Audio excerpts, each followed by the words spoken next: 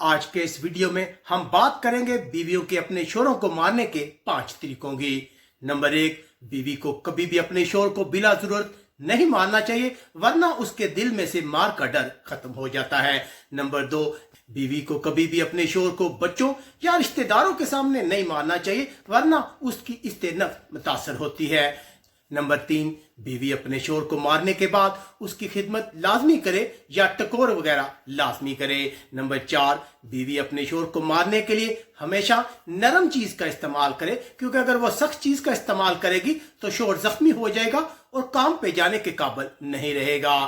Number 5, अगर बीवी को शक हो कि उसका शोहर किसी दूसरी औरत के साथ प्यार का चक्कर चला रहा है, तो उसे मारने से पहले मुकम्मल तहकीकात करे ताकि बेगुनाह किसी शोहर को मार ना पड़े। आप भी कमेंट करके हमें राय दे सकते हैं कि क्या बीवी को शोहर को मारना चाहिए और शोहर को बीवी की मार से बचने के लिए क्या करना चाहिए। ਉਹ ਭਾਈ ਪ੍ਰਵੇਜ਼ ਭਰਜਾਈ ਗੁੱਸੇ 'ਚ ਦਰਾਉਂਦੀ ਆ ਪੀ